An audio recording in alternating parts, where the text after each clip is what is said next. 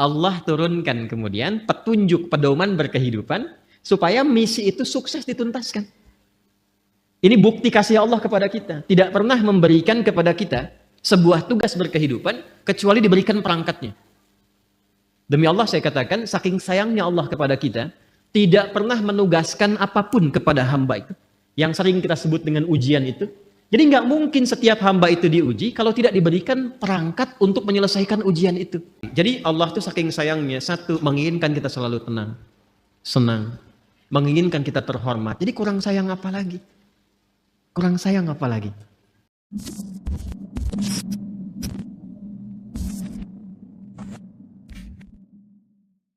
Baik, Islam datang membawa risalah ketenangan. Dan memang Nabi Adam pun ketika pertama kali bertugas di bumi, Allah memerintahkan untuk memulai tugasnya di bumi itu langsung oleh Allah difirmankan, semua misi yang dikerjakan oleh Adam alaihissalam itu yang paling menariknya adalah disertakan dengan konsepsi ketenangan dan kesenangan. Jadi sebetulnya aktivitas dunia itu kalau kita mengikuti tuntunannya, itu prinsipnya itu tenang dan senang. Ingat itu ya, tenang dan senang.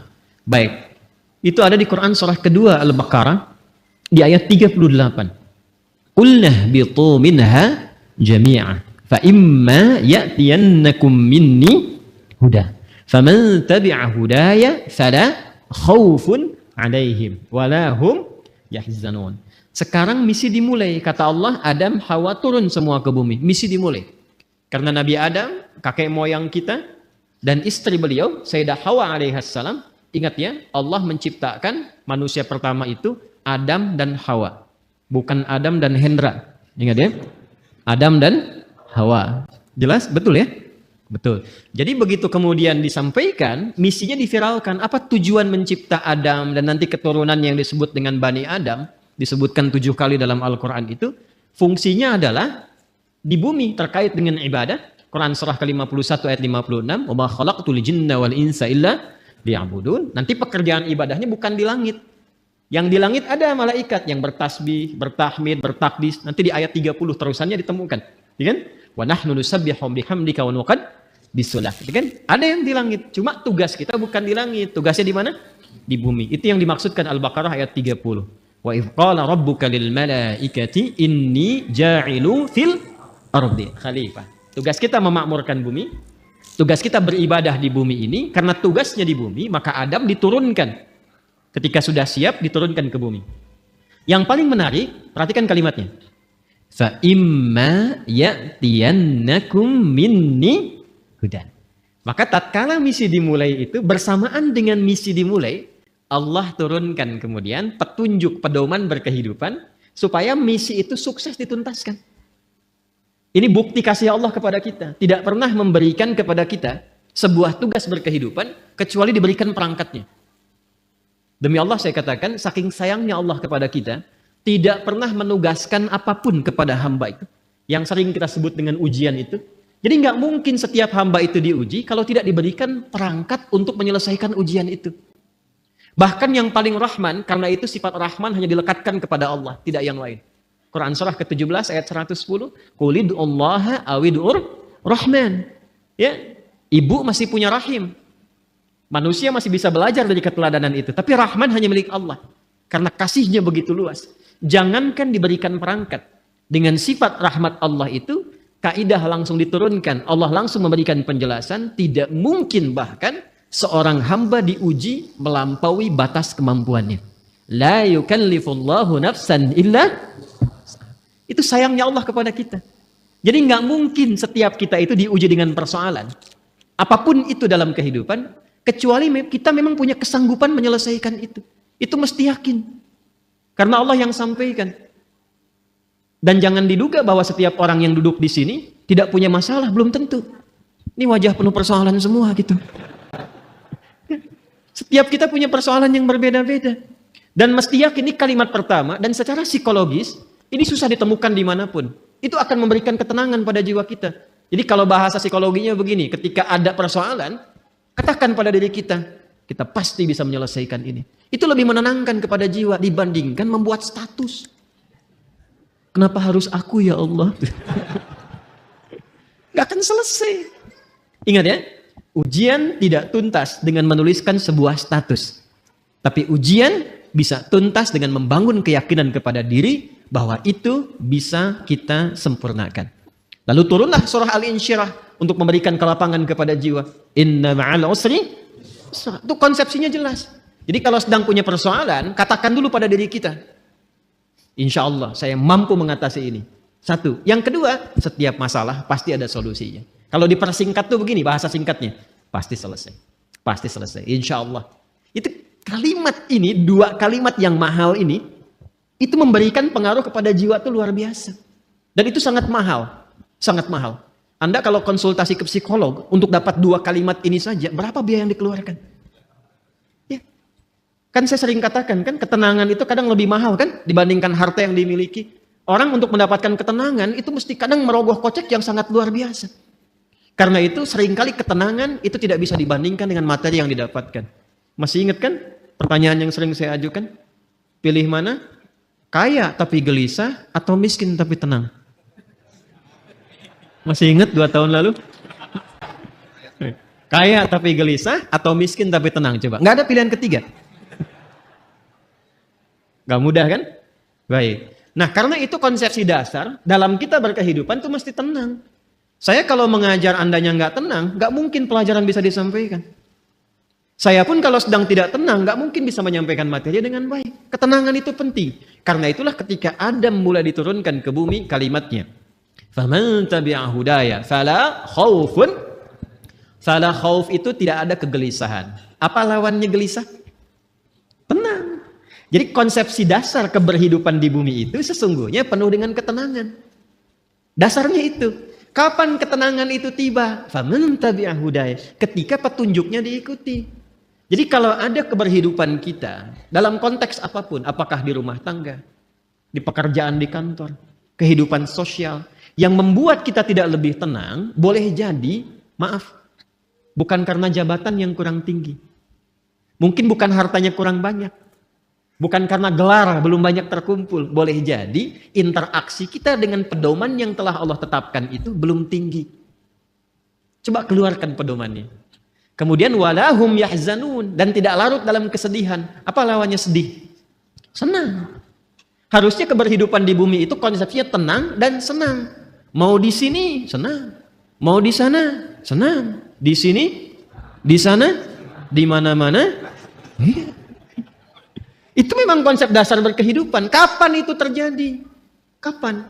Bukan untuk disyairkan, dilirikan, tapi untuk dikaji. Ketika faman tabi'a hudaya, ketika pedoman itu diikuti. Karena itu, saking rahmannya Allah kepada kita dari sejak generasi Adam alaihissalam, kemudian berganti berketurunan, Adam, Hawa menyatu melahirkan keturunan. An-Nisa ayat yang pertama, ya ayyuhan nasu taqu rabbakumul ladzi khalaqakum min nafsin wahidah wa khalaqa minha wa batha minhuma rijalan katsiran wa nisaa wattaqullaha alladzi tasaaluna bihi wal arham innallaha kana 'alaikum raqiba. Adam, Hawa, Quran surah 4 ayat 1 menyatu melahirkan keturunan lelaki dan perempuan. Lalu menyebar semuanya ini. Berbeda-beda tempat. Ya, boleh jadi beda RT, beda RW, beda kecamatan sampai beda benua. Bahkan sukunya bisa tidak sama. Dalam bahasa Arab perbedaan komunitas disebut dengan sya'bun, jamaknya disebut syu'ubun. Suku disebut dengan qabilah, kabilah, jamaknya qabail. Maka turun Quran surah ke-49 ayat ke-13. Ya ayyuhan nasu, hei semua manusia yang berinteraksi dalam kehidupan. Jadi kalau disebutkan nas itu sifat manusia yang punya sifat sosial, akan butuh orang lain. Pasti berinteraksi. Kata Allah, hei semua manusia tanpa kecuali, yang dekat, menengah, ataupun jauh. Jadi yang merasa dekat dengan orang lain, dekat dengan Allah, atau menengah, ataupun tinggalnya di tempat yang jauh. Karena ya itu panggilan disebutkan 361 kali dalam Al-Quran, memanggil dengan semua jarak. Ayyuha, ayyunya munada, haknya tanbih. Ayyuha disebutkan 150 kali dalam Al-Quran, berfungsi untuk menguatkan dan mengingatkan. Kata Allah, saya tegaskan, saya ingatkan. Kalian semua itu, inna khalaqnakum min dzakari wa untha. Dengan keagunganku. Jadi, saking kita itu dinilai tinggi oleh Allah, Maka ayatnya dibuka dengan kata inna, menggunakan bentuk ta'zimun nafsi li ta'zimi sya'ni. Rumus cepatnya begini, rumus cepatnya. Jika ada dalam Al-Quran dibuka dengan kata inna, naknya panjang, tidak pendek. Karena ada inna. Jelas? Wal 'asr. Quran surah 103. Wal 'asr. Innal insana lafi khusr. Itu yang pendek. Innal insan. Ya, itu inna di situ huruf taukid. Inna harfu nasbin wa taukidin tansibul isma wa tarfa'ul khabara mabniyun 'alal fathi la mahalla lahu minal i'rabi. Itu gramatikal nahwunya. Tapi kalau ada panjang inna, maka itu gabungan dari inna pendek plus na panjang, singkatan dari nahnu. Rumus cepatnya, kalau dibawa ke Quran terkait dengan Allah, jangan diartikan jamak. Awas, kita ini ngaji ilmu balaghah, jangan diartikan jamak, nggak tepat kalau jamak. Ya, karena itu kita harus bahas dengan ilmunya. Maka di ilmu balaghah nanti itu ada kaidah begini, ada kaidah nanti disebut dengan huruf-huruf menunjukkan ta'zimun nafsi, menghadirkan keagungan zat. Keagungan zat. Nah, menariknya di Quran itu, Allah kalau sudah menampilkan keagungan zatnya, itu selalu menggunakan kata inna panjang untuk memberikan kesan bahwa informasi yang disampaikan begitu agung. Jadi ada yang istimewa di informasi itu. Nggak sama dengan yang lain-lainnya. Ada yang mahal nilainya. Istimewa sekali. Saking istimewanya, Allah menghadirkan keagungan zatnya untuk menunjukkan keagungan informasi yang disampaikan. Contoh. Tiap hari ada siang, ada malam ya. Sebelum kehidupan berakhir. Malam itu kan normal. Setiap berganti, sekarang malam. Kemarin ada malam? Ada ya? Baik. Malam itu bahasa Arabnya lail. Tapi ketika yang ada istimewa di malam itu, makanya pakai tak di ujungnya. Dari lail jadi lailah.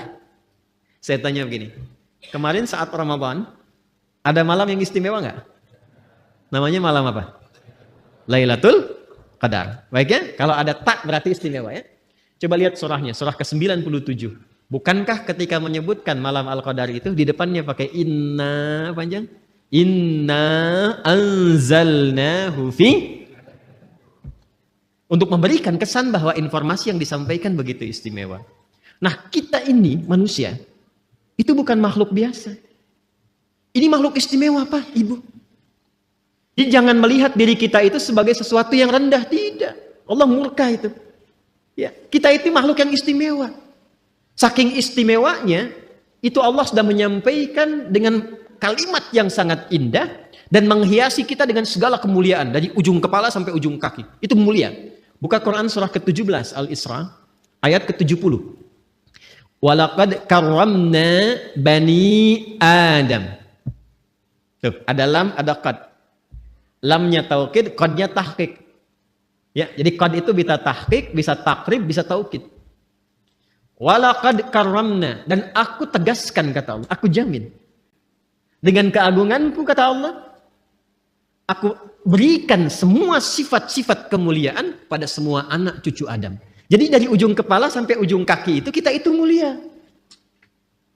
Ingat, harus paham ini ya. Saking mulianya kita ini dijaga oleh Allah supaya semua bagian tubuh kita itu tidak berinteraksi dengan segala yang bersifat hina. Karena itu semua fungsi tubuh kita harus digunakan pada yang baik-baik, pada yang mulia-mulia. Untuk itulah kenapa ada ayat turun membimbing tentang bagaimana cara menatap. Jadi melihat saja diatur. Kalau binatang kan tidak diatur. Coba lihat, monyet kan segera dilihat kan? Halo? Kenapa jadi tegang begini? Coba keragunan. Lihat monyet. Monyet segala dilihat kan? Apa saja dilihat? Pisang dilihat. Kacang dilihat. Antum dilihat. Ibu-ibu mau pakai jilbab, mau nggak pakai jilbab, dilihat juga. Mau yang ada aurat, yang terbuka aurat, yang tertutup, dilihat juga. Itu siapa? Monyet. Saya ulang, itu siapa? Monyet. Jangan disalahkan. Ada ibu-ibu lewat misalnya aurat terbuka, dilihat. Wih, haram, nggak bisa, monyet kok. Karena kita bukan monyet, kita bukan binatang, maka diatur. Penglihatannya diatur, jangan melihat yang tidak mulia kata Allah, karena matamu itu mulia. Maka turunlah Quran surah Cahaya, surah 24 ayat 30 untuk laki-laki, ayat 31 untuk perempuan. Qul lil mu'minina yaghuddu min absar wa qul lil mu'minati yaghuddna min absar. Kata Allah, kamu itu makhluk mulia. Karena itu pandanganmu pun harus mengarah pada yang baik saja. Ketika yang dipandang itu nggak bagus, palingkan. Ghaddul basar itu bukan nggak boleh lihat. Ketika yang dilihat tidak layak, jangan dilihat. Gambar-gambar yang tidak elok, jangan dilihat. Tontonan yang tidak bagus, jangan dilihat. Proyek yang bukan punya Anda, jangan dilihat. Alas kaki keluar dari sini bukan punya Anda, jangan dipaksakan dilihat-lihat. Paham? Kenapa? Karena kita itu mulia. Maka muncul hukum haram. Haram itu akarnya seakar dengan kata hurmah. Diserap ke dalam bahasa Indonesia menjadi hormat. Hormat itu dari bahasa Arab. Asalnya hukum haram itu, ini dasarnya filosofinya, maknanya. Kenapa hukum haram ini muncul? Dasarnya bukan ingin membatasi manusia beraktivitas, bukan. Tapi Allah menginginkan kehormatan kita terjaga. Jangan dilakukan. Kalau kamu mengerjakan ini, kehormatan kamu runtuh di hadapan Allah dan manusia. Coba silahkan cek. Kalau ada orang mencuri dan diketahui mencuri dipublikasikan, kehormatannya runtuh tidak? Runtuh. Pezina diketahui, runtuh. Pembegal, pencuri, perampok, koruptor, terbuka, runtuh. Allah tidak ingin. Allah tuh sayang dengan kita. Jangan sampai terjadi. Jadi tidak harus semua dilihat. Yang melihat semuanya tanpa batasan, siapa? Jadi kalau ada manusia ingin selalu melihat tanpa ada batasan, ya patut dipertanyakan, di mana nilai kemanusiaannya? Jelas sampai di sini? Ini gambaran ujung kepala sampai dengan ujung kaki. Jadi Allah tuh saking sayangnya, satu, menginginkan kita selalu tenang, senang, menginginkan kita terhormat. Jadi kurang sayang apa lagi?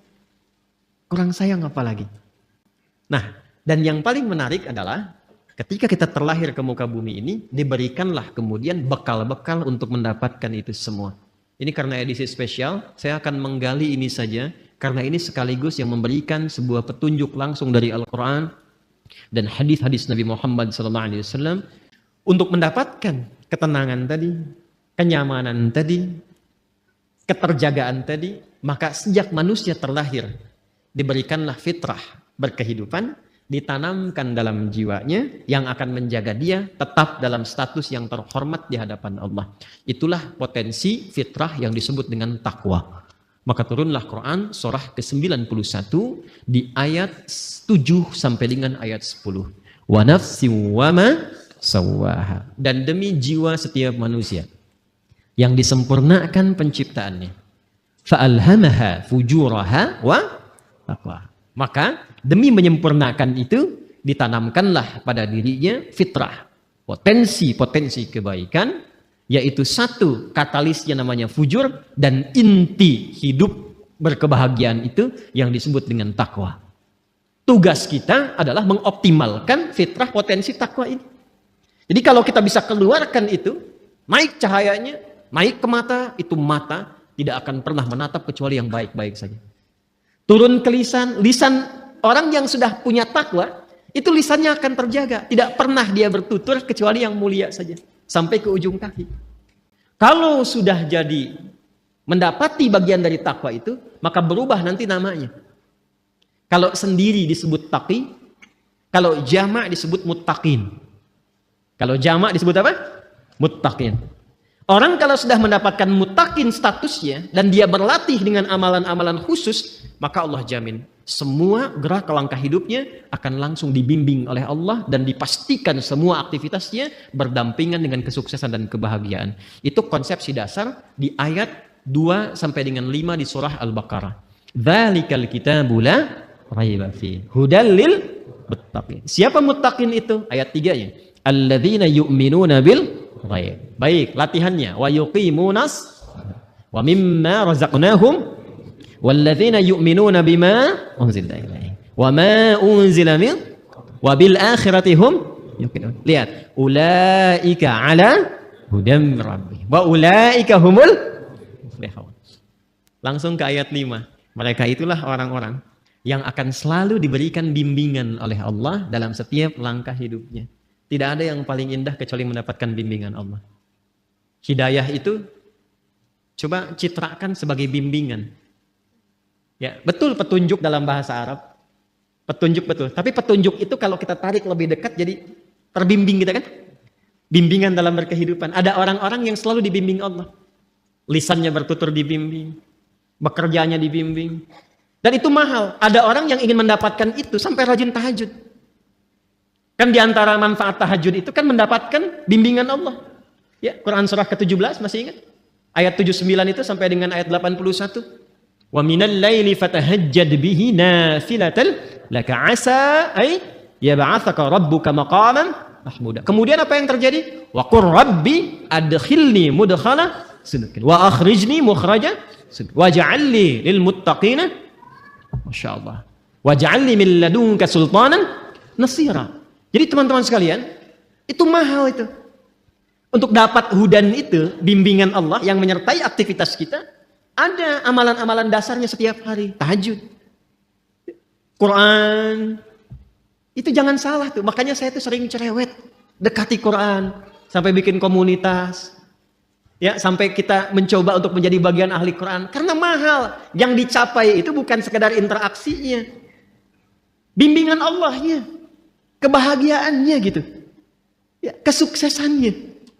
Pertanyaan terbesarnya, apakah sampai detik ini kita sudah menjadi bagian dari insan bertakwa atau belum?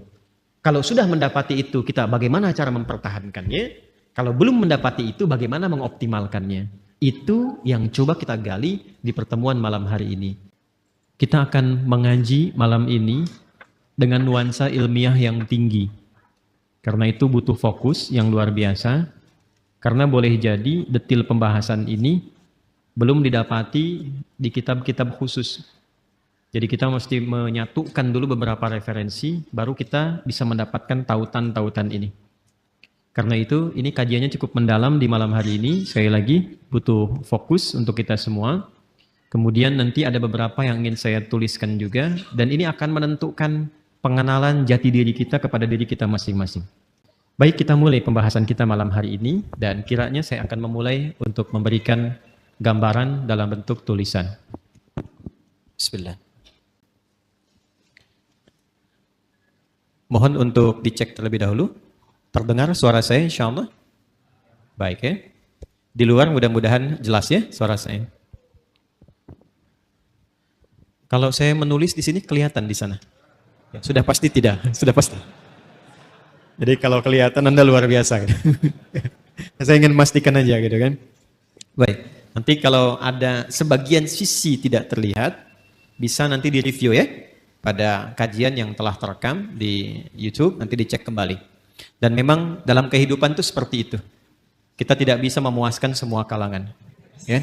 Yang bisa kita lakukan memberikan yang terbaik, sekalipun tidak mengharapkan kepuasan bagi seluruh kalangan. Jelas sampai di sini? Baik ya. Ibu kelihatan Bu? Belum ya, belum saya tulis. Luar biasa. Baik, bismillah. Ini saya akan membuat seperti ini dulu. Nah. Oke. Enak ya. Kurang lebih kotak seperti ini. Sudah? Baik. Lalu saya buat lagi lebih kecil skalanya seperti ini. Ya. Kadang-kadang orang sekarang ada yang membuatnya seperti ini. Ya. Kita hapus saja ya. Jangan menggoda, saya sudah berkeluarga. Dah, oh susah dihapus rupanya. Memang kalau hati sudah tersakiti agak sulit untuk dikembalikan. Dah. Ya sudahlah, ini bagian yang terakhir. Ini takin begini. Ya, baik. Gambar apa ini? Sudah ya? Baik, lihat baik-baik sekarang. Sekarang baru akan saya berikan namanya. Kotak besar, bagian terluar, kita tuliskan dengan nama Sodrun. Sodrun, Sod, Dal, Ra. Jamaknya Sudur. Sudah? Tenang, pelan-pelan dulu. Saya tes ya. Kotak besar bagian terluar diberi nama dengan apa? sadrun. Jamaknya apa? Sudurun. Di dalam kotak ini ada yang skalanya lebih kecil. Yang kedua nih, setelah kotak yang besar, di dalamnya ada lagi. Ini ilustrasi saja ya. Saya buat kotak lagi, diberi nama qalbun. Qalbun. Jamaknya qulubun. Namanya qalbun, jamaknya apa? Qulubun. Baik. Pelan-pelan. Di dalam kotak ini ada yang paling kecil. Ingat, ada 3 ya. Ada 3. 1 sodrun, jamaknya sudurun. Kedua qalbun, jamaknya qulubun. Yang paling dalam ini namanya nafsun. Nafsun.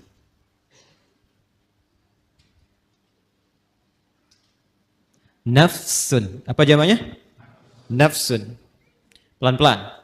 Jamaknya, namanya nafsun, jamaknya bisa 2. Bisa anfus, bisa nufus. Ya? Bisa anfus, bisa nufus. Ya. Anfus dan nufus. Infus tidak ada kaitannya. Ya. Jadi nafsun jamaknya anfus dan nufus.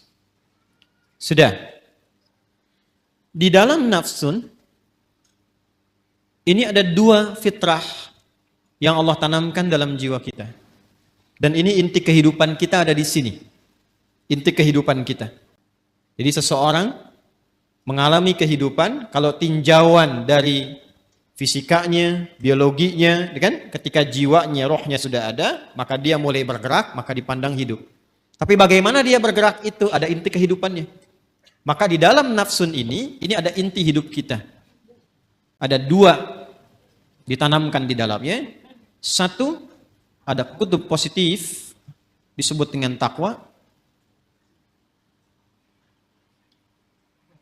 Ada lawan dari sini, terlihat sekilas lawan. Padahal nanti intinya sebetulnya sebagai katalis ya, untuk mensupport supaya nilai takwa ini muncul. Yang kedua disebut fujur namanya. Dan ini nanti sifat kehidupan, ini akan seperti ini. Selalu ada positif, negatif. Kutub positif, kutub negatif.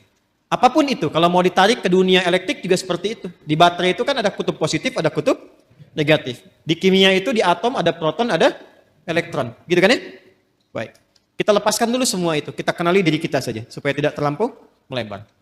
Nah ini inti jiwa kita itu, di dalam diri kita yang terdalam, itu ada ini, ada takwa dan fujur. Dalilnya apa? Ke Quran surah 91 Asy-Syams ayat 7 sampai 10 tadi yang Anda tuliskan yang pertama kali. Wa nafsin wa ma sawaha. Dan demi nafas ini. Demi jiwa, demi nafas yang telah sempurna penciptaannya. Ya, sawwa itu sempurna. Kapan itu sempurna menjadi nafas? Ketika roh mulai masuk ke dalam diri, ke dalam jasad. Di usia 4 bulan. Jadi usia 4 bulan itu roh ditiupkan menyatu ke dalam jasad. Pelan-pelan. Dari mana taunya? Nanti dibuka hadis Nabi Muhammad SAW. Kalau paling mudah mungkin lihat saja Al-Arba'in, kan lebih mudah diakses ya. Hadis nomor keempat dari sahabat Abdullah bin Mas'ud radhiyallahu taala anhu. An Abi Abdurrahman Abdullah bin Mas'ud radhiyallahu taala anhu. Qala Rasulullah sallallahu alaihi wasallam wa huwa sadiqul masduq. Inna ahadakum yujma'u fi batni ummihi 40 yawman nutfah. Thumma yakunu mithla dhalika 'alaqa, thumma yakunu mithla dhalika mudghah. Thumma yursalu ilaihi al-malak fayanfukhu fihi ruh. Jadi setiap kita anak cucu Adam dicipta oleh Allah, berproses dalam rahim ibundanya itu 40 hari pertama proses percampuran antara spermatozoa dengan ovum. 40 hari kedua membentuk zigot. Mulai menempel di dinding rahim, mulai berproses. 40 hari ketiga menjadi mudghah, sebentuk daging kerantan. Mulai ada bentuknya di 40 hari ketiga ini, baru kemudian diutus malaikat untuk meniupkan roh dengan izin Allah Subhanahu wa taala. 40 hari ketiga, 40 hari dikali 3, berapa jumlahnya? 120 hari. Kalau 1 bulan itu kita genapkan misal 30 hari, 120 bagi 30 berapa? 4. Maka bertemu 4 bulan. Jadi ketika ada seseorang mengandung, seorang ibu misalnya, maka usia 4 bulan kandungan itu roh ditiupkan. Sudah ada roh tertanam. Dan nanti amalannya sudah beda, ingat. Antara roh belum masuk dengan roh sudah masuk, itu berbeda amalannya. Nanti supaya tidak melebar, lain waktu kita bisa buat kurikulum tersendiri tentang itu. Ayatnya ada semua. Ada semua. Jadi apa amalan suami istri, amalan suami, amalan istri, amalan suami terkait nafkah, ada. Jangan sampai membawa sesuatu yang haram. Dibawa ke rumah, diolah oleh istri, dimakan, masuk ke kandungan. Janin itu kasihan. Belum terlahir sudah mengonsumsi yang haram, itu bahaya itu. Bahaya. Dan nanti mengembalikannya nggak mudah. Ya, yuk pelan-pelan. Kembali ke sini. Nah, usia 4 bulan kandungan, ditiupkan roh. Di situ kemudian terjadi dialog kita untuk berkomitmen menuhankan Allah. Nanti ada diabadikan di Quran surah ke-7 Al-A'raf ayat 172. Tadi saya berjanji detailnya tidak saya tuliskan dulu. Ini untuk melengkapi apa yang tadi disampaikan. Wa idh akhadha rabbuka min bani adama min zuhurihim dzurriyyatahum wa ashhadahum ala anfusihim alastu bi rabbikum qalu bala syahidna. Jelas sampai sini?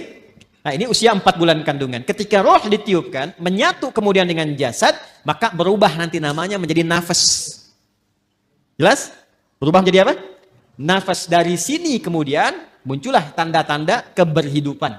Makanya diserap ke dalam bahasa Indonesia dengan nafas. Seseorang dikatakan hidup bila masih ada tanda-tanda nafas. Itu dalam bahasa Indonesianya.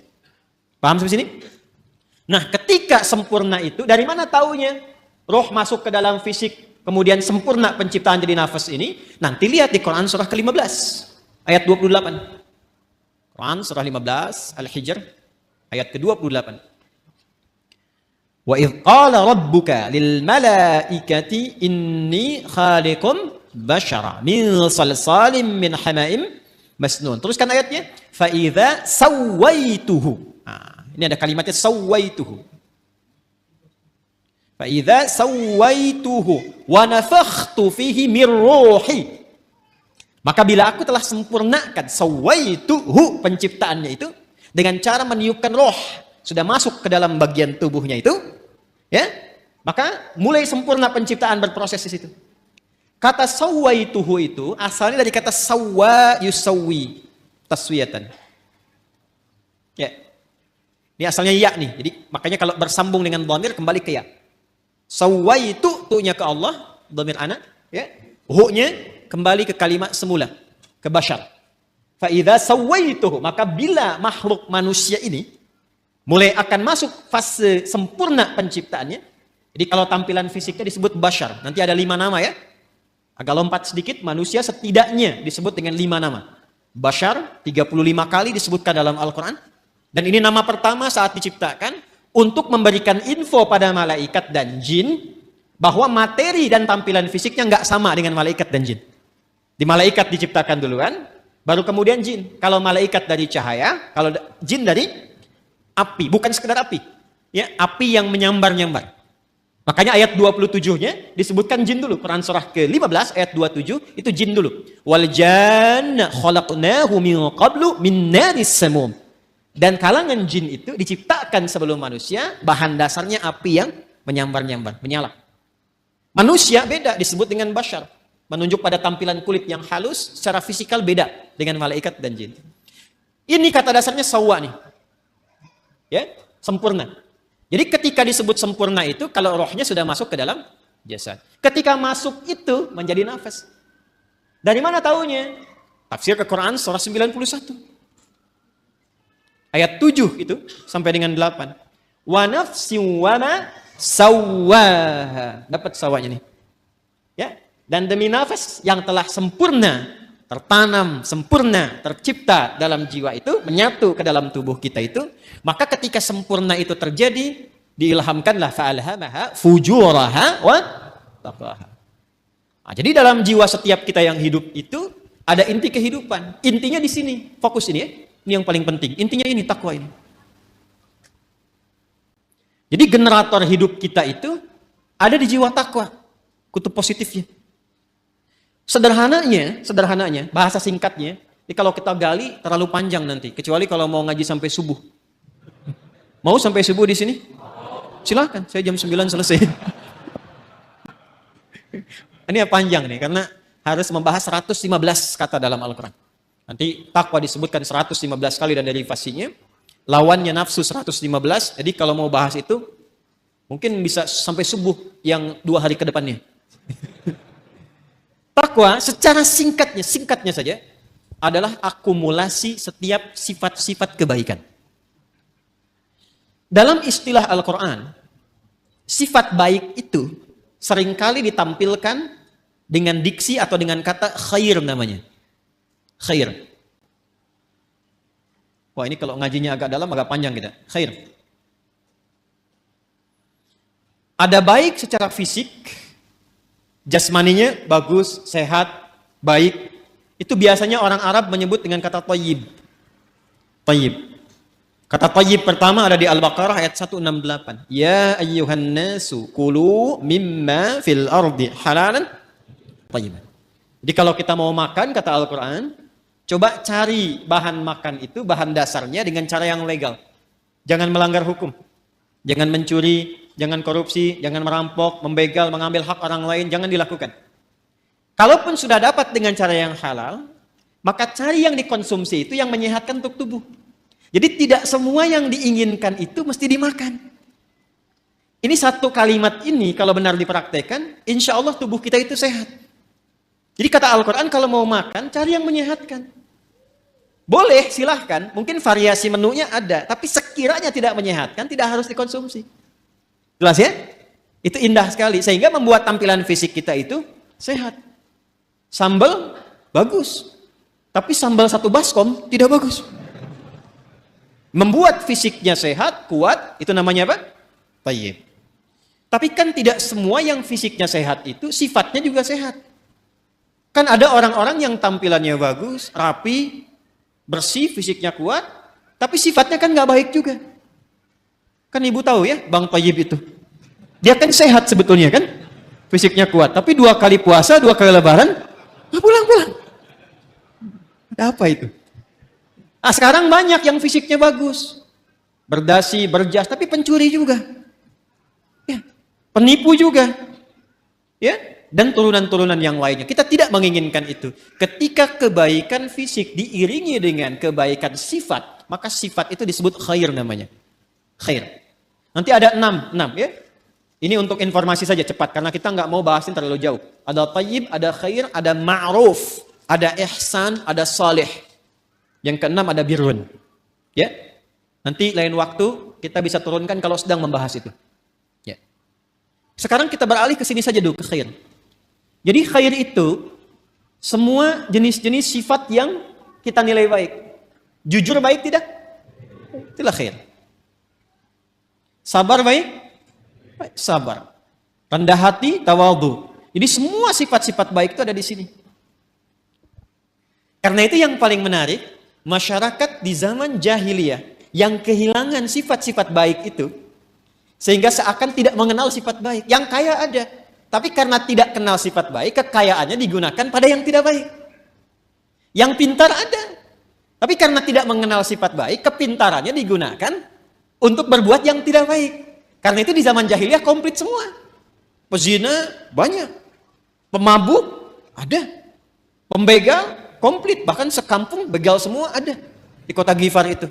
Ya, ada semuanya. Tapi ketika Allah Subhanahu wa taala menghendaki memilih Rasulullah sallallahu alaihi wasallam, memberikan pencerahan, membawa risalah Rabbaniyah dengan Al-Quran itu, maka Alhamdulillah berhasil merubah, mentransformasikan dari masyarakat jahiliyah, dikenalkan sifat-sifat baik lewat Quran itu. Ditunjukkan, dibimbing. Sehingga berubah. Kebayang nggak teman-teman sekalian? Enggak kan? Kan belum saya sebutkan. Dari yang tadinya itu keras, preman, jadi kekerasannya dialihkan pada ketegasan. Sehingga dibawa kemanapun jadi berkeadilan. Yang tadinya itu seorang yang royal, ya, dibawa kepada sifat-sifat sedekah, jadi senang berbagi. Yang tadinya angkuh, jadi tawadhu. Sehingga ketika mereka pun kemudian ikut Nabi ke Yathrib, Yathrib itu satu tempat yang sangat tertinggal jauh, ekonominya resesi, di bawah resesi, kencang lah. Konflik sosialnya tinggi. Aus Khazraj itu 6 abad belum pernah selesai pertikaiannya. Dibawa risalah ke sana, sifat-sifat ini muncul, jadi berubah menjadi suasana kota yang tercerahkan. Semua sifat baik ada di situ dan kisahnya viral. Sampai viral ke seantara wilayah Jazirah Arab, sehingga kalau orang mengatakan ada orang jujur di mana? Di sana tuh, Yasrib itu. Kalau mau cari orang paling tawadu, ada di sana tuh. Sehingga ketika dikenal suasana kota, dalam bahasa Arab disebut Madinah. Yang tercerahkan penuh dengan cahaya munawwarah. Maka dikenallah sampai dengan sekarang Al-Madinah Al-Munawwarah. Maka dipersaksikan langsung oleh Allah Subhanahu wa taala perubahan itu dari kalangan-kalangan komunitas pada masa itu berubah dari jahiliyah menjadi punya sifat-sifat baik. Umat yang punya sifat-sifat baik disebut khair ummah. Maka turunlah Quran surah ketiga Ali Imran ayat 110 untuk memberikan keterangan itu. Kuntum khaira ummatin ukhrijat lin-nasi ta'muruna bil ma'ruf wa tanhauna 'anil munkar wa tu'minuna billah. Yang ingin saya katakan, kumpulan semua sifat-sifat baik ini kalau kita kumpulkan, akumulasinya itu ada di takwa di sini. Karena itu setiap manusia yang terlahir itu punya kecenderungan berbuat baik, siapapun dia. Itu diantara fitrah. Nah, ini yang disebut fitrah tuh ini. Jadi kembali ke fitrah itu kembali ke sini. Ya, kembali ke fitrah, kembali ke sini. Menjadi lebih meningkat, tereksplor jiwa takwanya. Apa di antara fitrah itu? Yang pokok 2. Satu adalah kecenderungan pada kebaikan. Karena itu manusia, sejelek apapun, itu tetap sebetulnya punya fitrah baik dalam jiwanya. Punya fitrah baik. Karena itu pencuri pun, itu pada hakikatnya nggak mau dicuri. Silahkan cek. Ya, pencuri pun nggak mau dicuri. Ya, siapapun penipu pun nggak mau ditipu. Kan saya pernah cerita 2 tahun lalu, masih ingat? 2 tahun lalu kan? Ya kan? 3 orang pencuri, 1 ketuanya, 1 asisten, yang 1 anggota kan? Begitu mereka mencuri itu, tiba-tiba setoran. Biasa setorannya sekian, yang 1 kurang, yang asisten. Begitu dicek ternyata dia nyimpan di belakang sakunya. Ketahuan, kata bosnya, kamu mencuri ya, padahal mereka baru mencuri. Jadi sejatinya setiap manusia itu tidak ingin berbuat curang. Hatinya pasti menolak. Nah, itu fitrah yang harus disentuh untuk kembali. Karena itu saya tidak terbiasa untuk mencela misalnya. Ya, yang sudah tercela itu nggak harus dicela lagi. Buang-buang energi mencela yang sudah tercela. Kita doakan sepanjang masih hidup dia punya hak untuk soleh. Orang salah itu, ingat ini ya, orang salah itu sepanjang masih berkehidupan tetap punya hak untuk soleh. Karena itu kita kewajibannya membantu dia untuk menemukan haknya itu. Jadikan jembatan diri kita. Kadang-kadang fikih dakwah itu bisa lebih bermakna dibandingkan dengan fikih-fikih terapan syariat. Jadi kadang-kadang yang didahulukan tuh fikih dakwah dulu, bukan hukum dulu secara fikih syariat. Contoh misalnya, di samping masjid ada orang Islam. Misal, di masjid manapun misalnya, ada orang Islam, tetangga masjid, dekat masjid. Ilustrasinya, ini masjid misalnya, di sini rumah, ya jarak 5 meter, ini speaker masjid ke sini misalnya. Ya. Sepeda ada, motor ada, mobil ada. Tapi masih belum mau ke masjid. Tetangga masjid mengaku beriman, nggak mau ke masjid. Apa hukumnya? Oh, bakar rumahnya. Enggak. Ya. Nah, sebelum kita berbicara hukum haram, hukum halal, hukum ini itu, kita baca dulu dengan fikih dakwah. Hukumnya ajak dia ke masjid. Paham? Minimal kita doakan dalam sujud. Masih ingat 2 tahun lalu? Selalu begitu kan kisahnya kan? 2 tahun lalu saya pernah cerita kan? Ya, 1 kali di satu tempat komplek bagus, tapi bukan di sini. Jangan khawatir warga di sini, bukan di sini. Sebelum saya ke sini. Ada cerita, Ustaz, komplek ini mewah bagus. Tapi warganya muslim belum senang ke masjid, sehingga safnya itu sedikit gitu.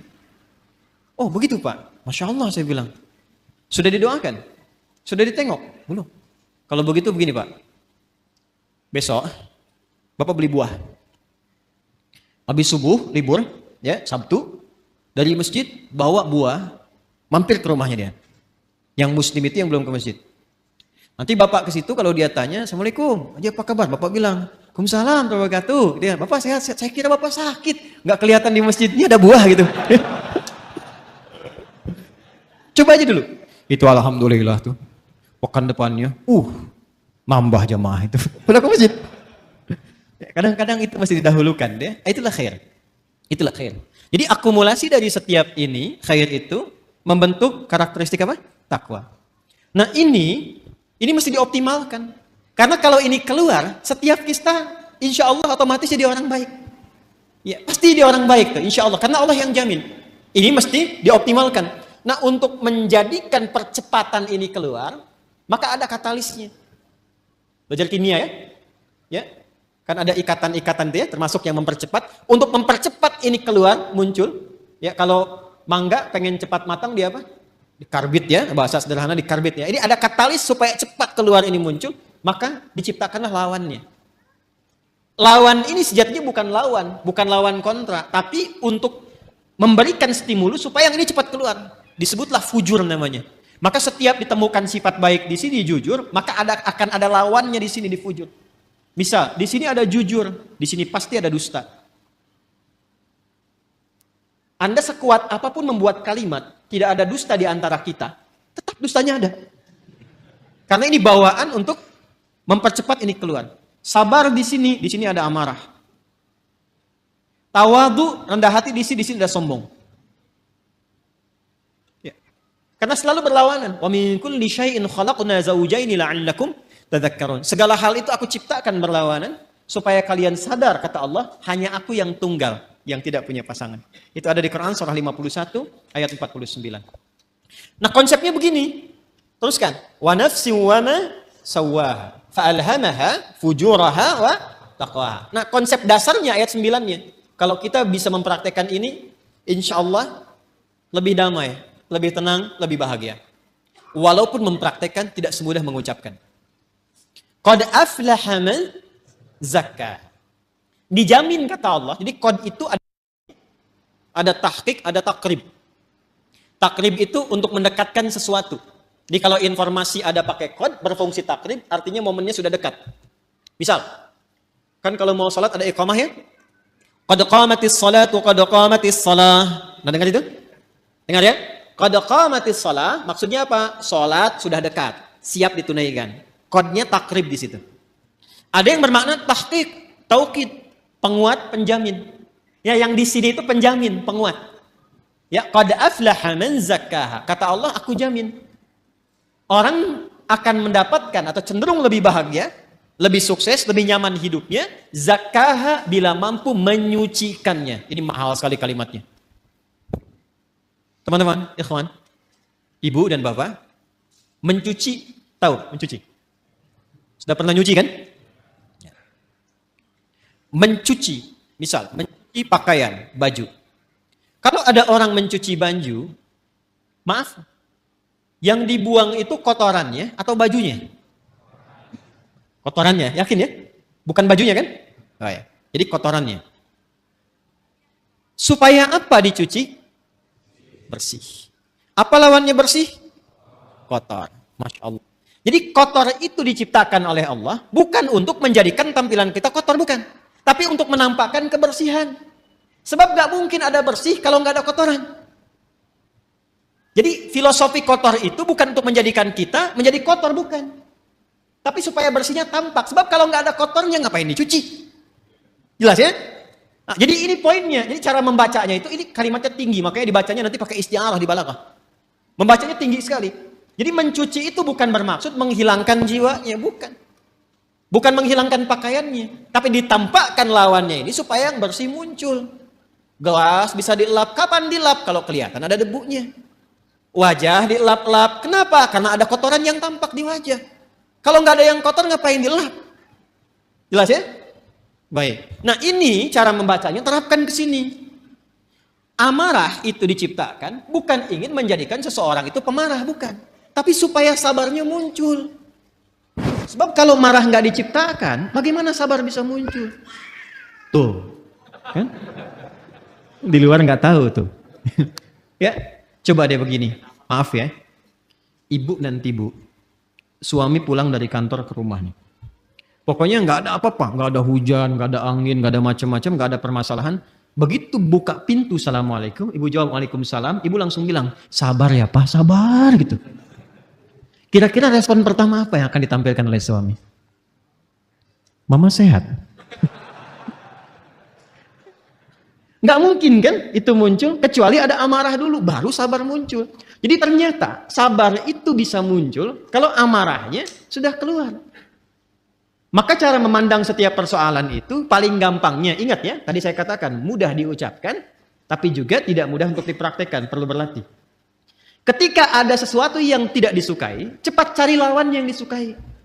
Karena fujur itu ditampilkan supaya takwanya muncul. Jadi kalau sekiranya Anda melihat berita, mendengar misalnya, ya, ada yang berdusta, tandanya kita harus jujur. Ada yang sombong, tandanya kita harus rendah hati. Ada yang cemberut, lawan cemberut apa? Senyum.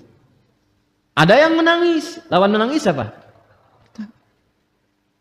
Ibu pulang ke rumah, datang suami. Suami lihat istri sedang cemberut. Ya kan? Waalaikum. Ini ada gelang baru 1 kilo. Biasa. Tapi kan ini nggak mudah. Apalagi kalau ada persoalan-persoalan hikmah, kadang-kadang nggak seperti itu pula. Tapi ini standarnya. Jadi yang saya ingin katakan adalah, itu di takwa semua sifat baik. Yang fujur itu katalis, stimulusnya supaya cepat naik. Persoalannya apa? Persoalannya, kalau fungsinya itu tidak sesuai seperti yang Allah tetapkan. Jadi keluar dari fungsi. Nah ini yang diinginkan oleh setan. Setan itu, sejak mula dia mengajukan proposal untuk menggoda anak cucu Adam dan ikut turun ke bumi, dia sudah mengajukan permohonan kepada Allah untuk menggoda, memanfaatkan sifat fujur supaya dia berdiri sendiri, bocor, keluar punya jalur sendiri. Yang seharusnya mensupport takwa muncul, dibikin bocoran di sifat fujur itu supaya keluar sendiri punya jalur. Itu ada di Quran surah keempat An-Nisa ayat 118. Ya. La'anahullah. Kemudian dia berkata, waqala la'attakhidanna min 'ibadika nasiban mafruḍa. Coba Pak, lihat. Nanti kalau ngaji lagi bawa mushaf ya. Ya, Quran surah keempat ayat 118. Paling kanan tuh agak ke bawah. Setan dilaknat oleh Allah, lantas dia mengajukan permohonan. Ya Allah, perkenankan aku. Ya, berikan aku kesempatan untuk membuktikan aku lebih hebat dibandingkan dengan Adam, katanya. Selalu begitu. Caranya bagaimana? Aku ingin menggoda, memberikan sebuah jalan baru secara halus supaya satu bagian dari 2 bagian fitrah manusia itu, ya, aku berikan jalur sendiri supaya keluar. Dan dari situ muncul kemudian maksiat, keluar bergeser. Bergeser dari jalur yang benar itu disebut dengan fusuk, ya, pelanggarannya disebut dengan asa, sifatnya disebut dengan maksiat. Maka dibuatlah oleh setan itu sebuah jalur baru, ya, dengan cara yang halus, seakan-akan tak terasa, kayak air meresap tiba-tiba basah, gitu. Dalam bahasa Arab disebut dengan was-was. Maka dia masuk dari jalur ini, dari atas, sudur. Alladzi yuwaswisu fi, masuk lewat sini, menghembuskan penyakit ke kolbu juga, ya. Kemudian tembus ke sini ke nafas, jalurnya ke sini ke fujur. Perhatikan, fokus baik-baik. Yang seharusnya bersifat begini menjadi katalis, dibikin jalur sendiri keluar ke sini. Sehingga apa? Ini amarah yang seharusnya mensupport sabar, dia keluar sendiri ke sini. Ya, kalau bahasa apa Rusianya tuh ujuk-ujuk ya. Ya. Ujuk-ujuk marah aja gitu, ya. Ini ke sini nih. Jadi ini keluar nih. Jadi kalau dia keluar sendiri, akhirnya menjadi sifat mandiri yang jelek, yang buruk, ya, yang buruk. Sesuatu yang buruk itu dalam bahasa Arab disebut dengan su namanya. Apa? Su. Jadi ini mandiri dikeluar nih, dusta keluar sendiri, amarah keluar sendiri. Maka dia keluar dari fujur ini kepada nafas. Keluarlah dari sini ini su. Jadi setan memberikan was-was, memerintahkan itu ammar. Ya, kalau memerintahkan kepada sifat ammarah, berkali-kali terus begitu. Maka muncullah Quran surah ke-12, Yusuf ayat 53. Tadi Anda tuliskan. Ya. Untuk menggambarkan itu, wa ma ubarni'u nafsi, innan nafsa la ammaratum bisu. illa ma rahima rabbi. Aku nggak bisa menilai diriku itu orang suci. Fala tuzakku anfusakum. Jangan menilai diri kita suci, tidak. Sepanjang masih hidup, akan selalu ada peluang setan menggoda dan membocorkan sifat fujur ini. Sehingga keluarlah perbuatan su dari nafas. Kita menyingkatnya karena nafas asalnya netral, nafas itu netral.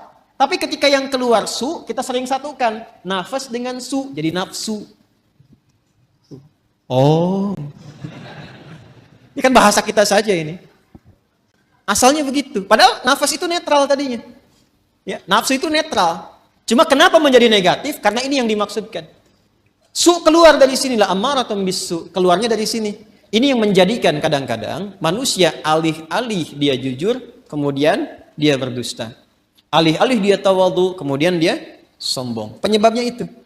Ya, penyebabnya itu. Ini yang menjadikan dalam jiwa kita selalu ada pergolakan. Ya, selalu ada pergolakan, nggak pernah berhenti, nggak pernah selesai.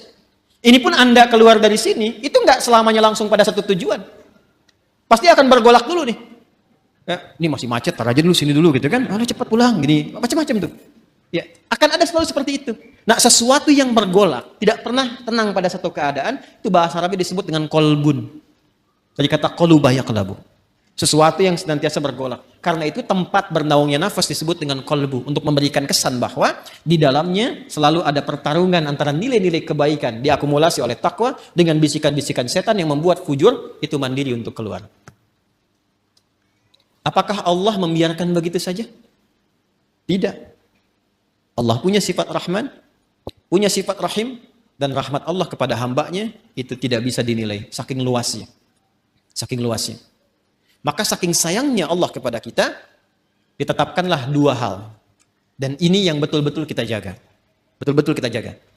Untuk bisa mengoptimalkan takwa ini, sekaligus menekan supaya fujurnya tetap ada fungsinya.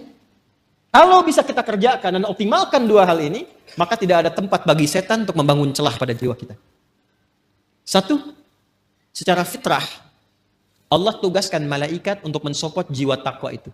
Jadi ada malaikat yang bertugas juga mendampingi kehidupan kita, yang diantaranya memberikan dorongan-dorongan pada kebaikan. Karena itu menariknya, malaikat disebutkan 88 kali dalam Al-Quran, setan disebutkan 88 kali. Dan itu akan selalu bertarung, bisikan-bisikan itu. Nah, ya. Allahu Akbar, Allahu Akbar. Pernah ada suasana hati? Cepat, sudah adzan, siap-siap. Pernah ada begitu? Tapi ketika La ilaha illallah baru adzan, belum qomat. Pernah begitu? Iya kan? Ya. Wujuhu yawma idzin nadhirah. Wajah-wajahnya kelihatan. Ya itulah pertarungannya selalu begitu. Selalu begitu. Maka apa kata Nabi sallallahu alaihi wasallam? Istafti qalbak. Tanyakan pada jiwa hatimu yang paling dalam ketika kita berada dalam suasana-suasana untuk memberikan sebuah putusan. Jadi kalau sedang ada kegelisahan, harus memilih misalnya, kan yang paling sulit itu dilema di antara dua cinta. Gitu kan? Antara harus mengikuti ta'lim misalnya atau menyempurnakan tugas yang lain. Misal, gitu kan? Maka dia timbang. Di situ ada timbangan-timbangan, mana yang paling banyak pahalanya, mana yang paling Allah senangi, mana yang paling bermaslahat, mana yang paling banyak kebaikannya. Kan bisa jadi Anda melamar pekerjaan kan, diterima di dua perusahaan, ya kan? Maka apa yang harus kita lakukan? Salah satu jalannya adalah itu tanyakan pada jiwa hati yang paling dalam, yang kira-kira ada unsur kebaikannya banyak didapatkan. Makanya supaya cahaya malaikat itu bisikannya kuat, maka lakukan amalan-amalan dan set tempat kita bertinggal itu, ya tempat kita beraktivitas yang sekiranya malaikat senang. Makanya di Islam itu fikihnya komplit. Di rumah misalnya ada suasana yang kira-kira malaikat gak senang, jauhi. Ya? Hal-hal yang kira-kira menyenangi malaikat, datangi. Sehingga melatih kita untuk selalu dekat. Apa misalnya majlis ilmu, itu banyak malaikatnya. Baca Quran, ditemani malaikat. Bahkan kalau sudah lancar, ada malaikat khusus menjaga. Ma'asyafaratil kiramil bararah. Orang yang lancar bacaan Qur'annya dan rajin dia mengaji, ditemani malaikat khusus. Ya, safaratil kiramil bararah. Dan kalimat kiramil bararah itu punya makna yang merubah ahli Quran ini menjadi lebih baik. Makanya saya sering katakan ahli Quran yang benar itu bukan dilihat dari berapa banyak khatamnya, berapa lancar bacaannya, dilihatnya berapa bagus perubahan pada perilakunya. Itu yang diakui oleh Quran sendiri. Di Quran surah 35 Fatir, di ayat 32, ya, thumma awrathna al-kitaba alladhina istafaina min ibadina faminhum zalimun li nafsi wa minhum muqtasid, yang berhasil, wa minhum sabiqun bil khairati bi idznillah. Kalimatnya sabiqun bil khairat, ya, bukan sabiqun bil khatmah, bukan yang paling banyak khatamnya. Walaupun khatam itu bagus, ingat, yang saya maksudkan bukan tidak menginginkan khatam, bukan. Khatam itu bagus, hafal itu bagus, sampai hafal nomor, posisi, ini itu, tapi itu menjadi tidak bernilai tatkala tidak merubah perilaku. Itu ukurannya itu. Saya sering katakan, kalau ada orang menghafal Quran atau sekolah di ma'had Quran tidak merubah perilakunya lebih baik, ada yang salah dengan cara dia menghafal. Itu gambaran pertamanya. Karena itu ketika orang-orang ini istiqamah dalam kebaikan, maka apa yang terjadi? Di surah Fussilat itu kan ayat 30, "Tsumma istaqamu tatanazzalu 'alaihimul malaikatu alla takhafu wa la tahzanu wa abshiru bil jannati allati kuntum tu'adun. Nahnu awliya'ukum fil hayatid wa fil akhirah." Sudah, hidupnya enak. Karena Allah yang akan menyelesaikan semua urusan-urusannya. Dikirimkan malaikat menjaga. Itu ayatnya. Kalau sudah konsisten dengan amalan itu, malaikat turun. Dan perkara konsisten ini mahal. Kan saya sering katakan, itu untuk konsisten, kita butuh 9 tahapan kan. Consist 1, consist 2, consist 3, consist 4, sampai konsisten. Tahapannya apa? Nah, ini amalan yang kedua. Amalan kedua. Maka untuk meningkatkan potensi takwa itu, selain mendengar istafti qalbak, bisikan-bisikan malaikat pada kebaikan, bisikan itu bisa menjadi kuat, support itu menjadi kuat jika kita mengerjakan amalan yang kedua. Apa itu? Itulah yang disebut dengan ibadah. Dengan ibadah itu nanti amal keluar menjadi saleh. Maka muncullah istilah amal saleh. Maka desain ibadah sejatinya itu untuk kita sendiri. Ya, orang nggak ruku, nggak sujud terhadap Allah, nggak sholat, nggak menurunkan status Allah sebagai Tuhan. Tetap Tuhan yang Maha Esa, Maha Kuasa. Cuman yang rugi orangnya. Karena ketika diperintahkan ibadah itu, feedbacknya, hasilnya itu kembali ke kita lagi. Contoh gini, ini yang sederhana ya. Ibadah yang pokok itu kan sholat kan? Ya, kita diperintahkan sholat kan? Masih ingat? Coba, sholat kan ciri pertama orang takwa. Dzalikal kitabu la hudan lil. Apa ciri pertamanya? Alladzina yu'minuna bil ghaib wa yuqimunas. Sholat amalan pertamanya. Nah, apa fungsi sholat itu?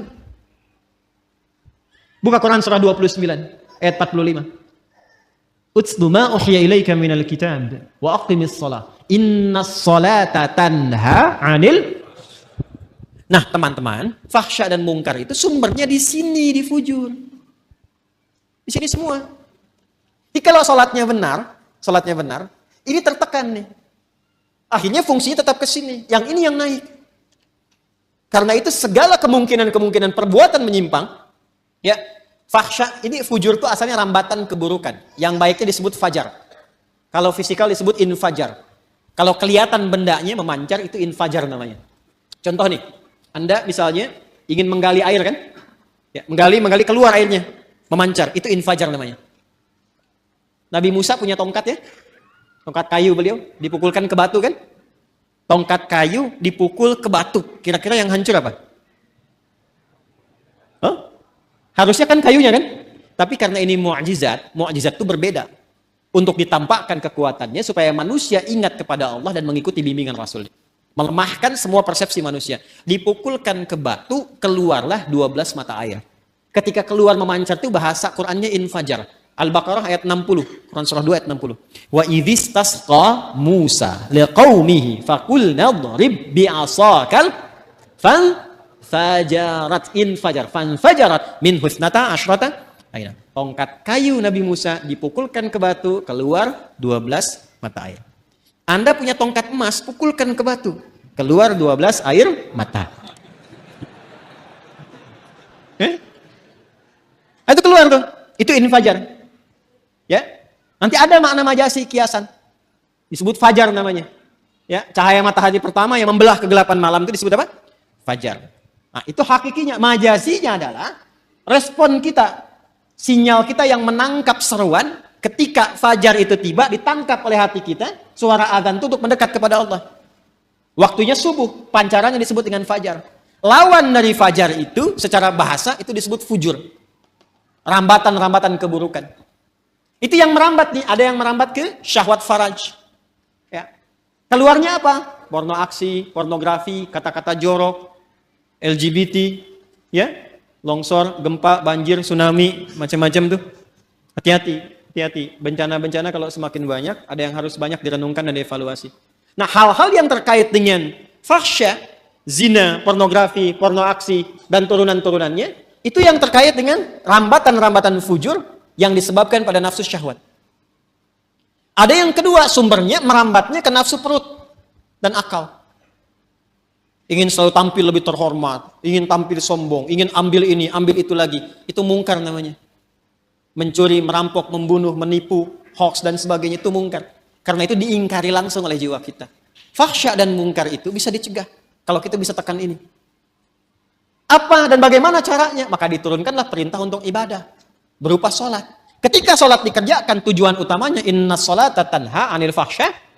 Makanya ketika kita mulai bertakbir, kita diberikan oleh Allah melalui petunjuk Rasulullah sebuah isyarat bahwa penting menjaga bagian dalam tubuh kita ini, terutama dijaga di bagian terluar. Makanya ketika orang bertakbir Allahu Akbar kan sedekap begini. Ini ilmunya mahal, bukan ilmu utak-atik. Ini bukan cocok logi. Ingat, saya sudah mengkaji dari ayatnya sampai ke hadisnya, sampai ke kitab-kitabnya. Ini ada maknanya. Semua tentang sholat itu bukan gerakan biasa. Jadi gerakannya ada maknanya, bacaannya ada maknanya. Termasuk kenapa diberi nama subuh, zuhur, asar, maghrib, isya. Itu ada maknanya. Kalau mau konsisten dengan waktu, sore itu bukan sholat asar, sholat masa. Tapi kenapa asar? Ya kan? Kalau mau konsisten, zuhur itu sholat nahar. Kenapa zuhur? Ada maknanya. Jadi mengangkat kita begini saja ada maknanya. Terlalu dalam dan luas kalau kita kaji dari awal. Tapi saya ingin tunjukkan terkait dengan ini saja. Kan ketika mengangkat ini kan di sini kan kita simpan. Kita jaga itu. Ya kan? Ini tuh menutup sadrun. Makanya itu di fikih itu ala sadri. Dari 3 pendapat itu di perut ini. Di perut yang satu begini. Kemudian sodar, ini sodar tuh di sini. Ada rongga antara perut dengan dada, ini sodar namanya. Di sini nahar. Nahar itu yang lebih dekat ke leher ke sini. Ya, nahar di sini, ke tenggorokan di sini. Dia ada di sini, ada di sini, ada di sini. Yang lebih terlihat lebih kuat itu di sini karena sesuai dengan pemaknaan ini. Sodrun di sini. Ya, jadi kita itu ketika sholat, ya, manfaat dari sholat mencegah perbuatan keji dan mungkar itu digambarkan juga dalam gerakannya. Begitu bertakbir, buang semua urusan dunia ke belakang, pasrahkan diri kita sepenuhnya kepada Allah. Makanya imam berbalik mengatakan sallu salatan muwadda'. Salat rasakan seolah-olah ini salat perpisahan. Kita akan menghadap Allah. Wa annahum ilaihi raji'un. Kan Al-Baqarah ayat 46 itu kalau pengen khusyuk. Alladzina yadhunnuna annahum mulaqu rabbihim wa annahum ilaihi raji'un. Rasakan kita akan menghadap Allah. Dan mungkin itu salat terakhir yang kita tunaikan. Itu membawa kehusyuan. Makanya kita pasrah. Dan buang semua urusan dunia ke belakang. Jangan dibawa dalam salat. Kadang yang menyebabkan kita itu, kadang yang menyebabkan ada orang tidak khusyuk itu, ketika dia bertakbir, dunia masih di bawah, itu problemnya. Jadi lisannya Allahu Akbar, tapi status IG-nya itu masih Akbar. Handphonenya itu masih Akbar. Sehingga kadang-kadang menghentikan sholat hanya untuk menjawab handphone. Ya, itu yang terjadi. Jadi ketika sudah diangkat, dibuang, disimpan di sini kan? Ya kan? Saya merajihkan yang ini. Saya secara pribadi ya. Kalau ingin bersedekap, saya merajihkan yang di sini. Dan kita menghormati yang di sini. Nggak boleh langsung cepat menyalahkan. Tidak boleh. Saya tidak mengajarkan Anda untuk membawa peluru, mempersalahkan orang lain. Biasakan berdiskusi dan banyak mendengar. Karena Allah menciptakan telinga kita 2. Lisan itu 1. Supaya banyak mendengar. Jelas ya? Kalau tidak sepakat, sampaikan alasan. Setelah itu tetap berteman baik. Perbedaan pendapat tidak mengharuskan kita tidak minum teh bersama. Jelas ya? Baik. Dan disimpan di sini kan? Ini lebih semakna. Menjaga ini. Sadrun. Karena sadrun tempatnya di sini. Dan tahukah Anda? Asal mula sebabnya ini. Kenapa kemudian meletakkan tangan di sini? Asalnya kan begini Irsal. Hadis-hadis awal tentang sholat. Itu gerakannya begini. Allahu Akbar. Dan jangan selalu dipahami yang begini Syiah. Tidak. Nanti kelihatan Syiah itu saat sujud dengan duduk di antara 2 sujud. Jadi kalau masih bertakbir begini, itu di mazhab Maliki masih begini. Mazhab Maliki itu mazhab yang pertama kali berlaku di Madinah. Karena Imam Malik lahir di Madinah, tinggal di Madinah, menetap, tumbuh, berkembang sampai wafat di Madinah. Dan mazhabnya sekarang rata-rata di Afrika Utara, Libya, Tunisia, ya, itu Maliki, termasuk Spanyol. Jadi kalau misalnya Anda ke Mekah, umrah atau haji, semoga yang belum berangkat bisa dimudahkan insya Allah. Tidak cukup dengan amin, nabung. Jadi kalau takbir ada yang begini, ya, Allahu Akbar, ya, itu jangan ditanya, jangan diajak ngobrol. Itu posisi pertama begini, ya, jelas ya. Dan kalaupun ada yang memilih begini, nggak apa-apa. Itu mazhab yang pertama. Pertama kali Nabi mengajarkan sholat seperti ini. Jangan diajak ngobrol. Kalau ditanya, gak usah jawab. Allahu Akbar. Ibu Syiah ya? Bukan saya epi. Gak usah dijawab. Udah, dia lagi sholat. Jelas? Ada kejadian. Seseorang berbuat salah. Kesalahannya cukup besar. Bahkan dari riwayat menyebutkan termasuk dosa-dosa yang seharusnya dihindari. Dosa besar. Lalu apa yang terjadi? Dia datang kepada Nabi untuk dihukum. Ini Masya Allah sahabat dulu itu. Jadi kalau berbuat salah, ini yang mahal ini. Mengakui diri ke hadapan hakim tertinggi, minta untuk diluruskan. Bahkan tidak sungkan dihukum. Bukan bersembunyi dan sulit dicari gitu. Ya, itu datang sendiri. Datang. Ya Rasulullah, saya berbuat salah, tolong hukum saya. Itu qadar Allah menjelang sholat. Nabi bilang, sudah, sholat aja dulu. Begitu sholat, turunlah kemudian Quran surah ke-11 Hud. Ayat ke-114.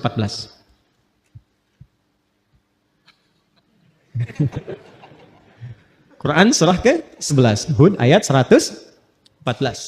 Buka surahnya. Aqimis salata tarafain nahar wa zulafan minal lail innal hasanati yudhhibunas sayyi'at. Itu asalnya. Quran surah 11 ayat 114. Tunaikanlah salat di kedua sisi siang itu. Kemudian juga ke malamnya. Maksudnya 5 waktu. Nanti ini disinggung, ini bahasanya tinggi. Nanti yang seperti ini banyak, seperti di Al-Isra ayat 78. Aqimis salata liduluki syamsi ila ghasaqil laili wa qur'anan fajr. Lalu yang menarik ini, innal hasanati yudhhibnas sayyi'at. Semua salat yang dikerjakan itu disifati langsung oleh Allah dalam Al-Qur'an dengan nama hasanah. Innal hasanati yudhhibnas sayyi'at. Orang-orang yang mampu salat dengan benar itu akan melahirkan hasanah dan langsung menggugurkan kesalahan-kesalahannya. Jadi ayat ini sekaligus membebaskan si pelaku maksiat tadi, ya kan? Dalam ancaman hukuman itu langsung pembebasannya turun wahyu dari Allah. Dan diampuni sama Allah. Makanya ketika selesai sholat, Nabi tidak menghukum. Karena selesai masalahnya dengan taubatnya itu. Ya, selesai masalahnya. Makanya kalau ada persoalan, jangan semua masalah itu di broadcast. Dibikin status. Diselesaikan. Curhat sama Allah atau minta solusi pada yang sekiranya memberikan solusi. Saya tarik lagi, apa hubungannya dengan ini? Jadi begitu selesai tuntas ini, salat yang ditunaikan, turunlah ampunan Allah Subhanahu wa taala dan disebut dengan hasanah. Innal hasanati yudhhibnas sayyi'at. Apa hubungan dengan pembahasan kita? Sangat nyambung. Karena ketika turun ayat itu sekaligus memberikan sebuah penguat dan penegas bahwa salat itu bila dikerjakan dengan benar, termasuk rangkaian ibadah, dia mampu menekan perbuatan-perbuatan maksiat dan merubah keburukan itu menjadi hasanah. Sedangkan hasanah itu bagian dari konsepsi takwa. Coba Al-Arba'in, ini ngaji hadisnya sampai mana ya? Coba Al-Arba'in dibuka yang nomor 18 itu. Ya, kalau saya nggak keliru nomor 18 tuh. An Jundub bin Junadah wa Mu'adz bin Jabal radhiyallahu ta'ala anhuma qala Rasulullah sallallahu alaihi wasallam ittaqillaha haitsuma kunta wa atbi'is sayyi'atal hasanata tamhuha. Kan kalimat hasanah dibuka dengan takwa di situ kan? Hei, mana hafalan ini? Menghafal satu-satu bagian hidup kita itu. Ittaqillaha haitsuma, tingkatkan takwamu kepada Allah dimanapun kamu berada. Kalau mampu meningkatkan takwa, akan melahirkan hasanah. Hasanah itu yang akan menutup segala keburukan-keburukan. Makanya kalau orang salatnya benar, muncullah kemudian rambatan-rambatan kebaikan, tertutup peluang-peluang setan untuk menggoda, yang keluar yang baik-baiknya saja. Itu yang menjadikan digambarkan dalam salat ketika kita kemudian angkat tangan, simpan di sini, menutup ini, tutup, jaga, dan lihat baik-baik. Cara menutupnya kan begini. Ini sekali lagi, ini bukan ilmu takatik ya. Ini hasil riset. Coba lihat baik-baik. Yang ditutup yang kiri kan? Yang tutup yang kanan kan? Begini kan? Bukan begini ya? Awas, kanan di depan, begini. Yang menutup, kiri di dalam. Baru begini kan? Dan ada 3 cara. 3 cara. Yang telapak ini, ketemu punggung di sini. 1. Kemudian ini bisa menggenggam, bisa begini. Bisa begini, bisa menggenggam. Sama antara laki-laki dengan perempuan. Ini 1. Yang kedua, ini pergelangan. Ketemu pergelangan di sini. Ini. Di sini, begini. Yang pertama begini. Ini, telapak ketemu punggung, begini. Bisa digenggam. Yang kedua, ini pergelangan ketemu pergelangan di sini. Dan itu langsung ya, nggak usah diukur dulu. Allah. Langsung ya. Yang ketiga lewat dikit di sini, tapi nggak sampai sini. Lewat dikit di sini. Jadi di sini, lewat dikit ke sini, tapi nggak sampai ke sini. Ya, awas, nggak sampai. Dan ini nggak disukai, nggak disukai. Bahkan ada beberapa yang menyebutkan riwayat yang sampai tidak disukai seperti orang sombong. Ya, orang sombong. Kadang-kadang kalau ngawasin proyek bangunan kan begini gitu. Jadi bukan di sini, hati-hati ya. Hati-hati yang subuh-subuh ke puncak tuh kadang-kadang begini di sini. Nah, ini lihat-lihat, ini kanan, ini kiri. Ini mahal sekali, ini mahal sekali. Saya gambarkan begini. Kalau Anda berbuat sesuatu yang baik, itu sering diilustrasikan dengan kanan atau kiri?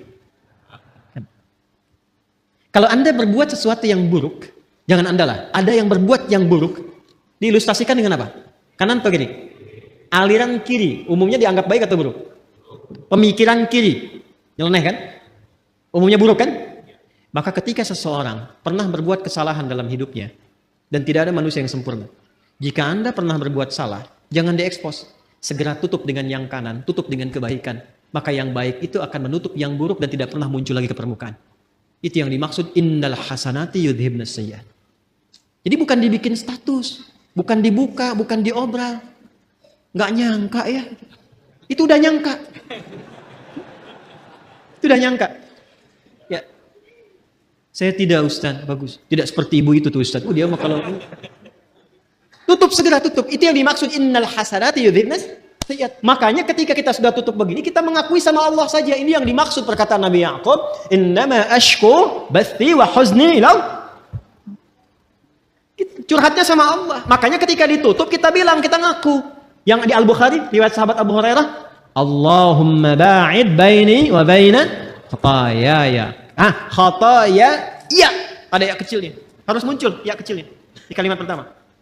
Allahumma ba'id baini wa baina khataaya, ya. Karena ya terakhir itu pengakuan. Cara menerjemahkannya begini.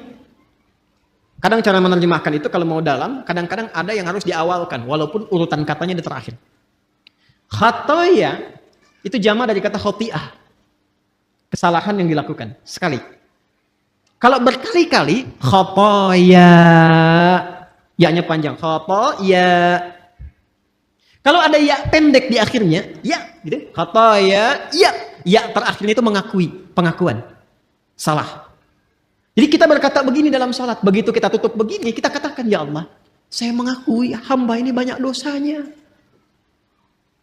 Dan kita sedang menghadap Allah. Dan suasananya kita merasakan mungkin itu salat terakhir yang kita tunaikan. Kan bahasa Qur'annya begitu. Wa annahum ilaihi raji'un. Rasakan mungkin kamu berpulang dalam salat itu. Kan ingin husnul khatimah kan? Makanya kita katakan, ya Allah, aku ini hamba merasa banyak dosa. Sebelum sholat, mata salah lihat, lisan salah bicara, akal salah berpikir, sampai kaki salah melangkah. Tapi masih berani kita untuk bersujud kepada Allah. Makanya kita minta ampunan.